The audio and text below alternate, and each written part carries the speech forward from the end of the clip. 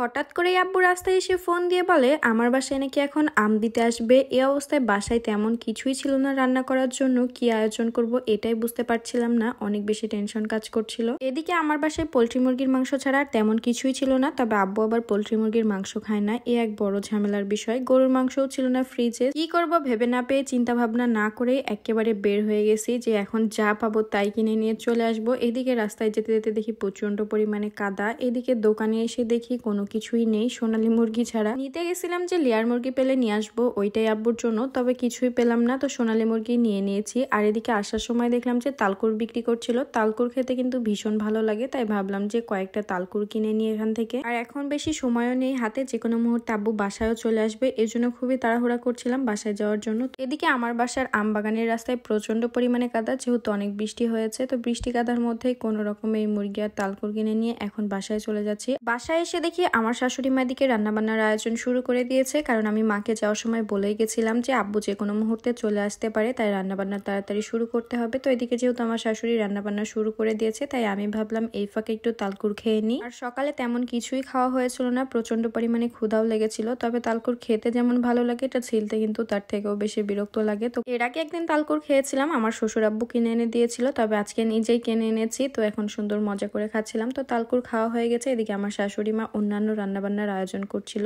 আর আমি এদিকে ভাবলাম যে মুরগিটা কেটে দিই। তাই তালকুর খাওয়ার পরে আমি মুরগি কাটতে বসে গেলাম, যদিও মুরগি কাটাকাটির কাজ সবসময় আমি করে থাকি। তো এখানে যেহেতু একটা সোনালী মুরগি নিয়েছিলাম, আর মুরগিটা বেশ বড়ও ছিল না, একটু ছোটই ছিল বলতে গেলে। আর এদিকে আব্বু কিন্তু পটল ভাজা খেতে ভীষণ পছন্দ করে, তো আজকে আব্বুর পছন্দেরই রান্না বান্না হবে। এর মধ্যে লম্বা লম্বা করে আলুও দেওয়া হয়েছে, আর আজকে ডালও রান্না করা হবে। আমার আব্বু কিন্তু ঝোল ডাল খেতে ভীষণ পছন্দ করে, আর আমার শাশুড়ি মা ঝোল ডাল ভীষণ মজা করেও রান্না করে। আব্বুকে ডিম ভাজা আর ঝোল ডাল দিলেও কিন্তু খেয়ে নেয়। তো যাই হোক, এদিকে আমার মুরগিও কাটাকাটি শেষ, তো এখন আমার শাশুড়ি মা আলু দিয়ে মুরগি রান্না করবে, মানে এটার অল্প অল্প ঝোল রান্না করবে। আর আজকে সব রান্না বান্নাগুলো আমার শাশুড়ি মাই করছে। আর এদিকে আমার মেয়ে তো গোসল করার জন্য বায়না ধরেছে, সে নাকি বাইরে বসে বসে গোসল করবে, তো ওর আবদার তো রাখতেই হবে। যদিও আজকে অনেকদিন পর মেয়েকে বাইরে গোসল করাচ্ছি, ও বাইরে গোসল করলে অনেক বেশি এনজয় করে, যদিও আমারও এটা অনেক বেশি ভালো লাগে, কিন্তু আসলে এখন আর তেমন ভাবে গোসল করানো হয়ে ওঠে না। এদিকে আমার মেয়ে কিন্তু অনেকটাই সাহসী হয়ে গেছে, মুখের মধ্যে দেখেন সাবান দিয়ে দিচ্ছিলাম, তারপরেও ভয় পাচ্ছিল না, খুবই মজা করে গোসল করছিল।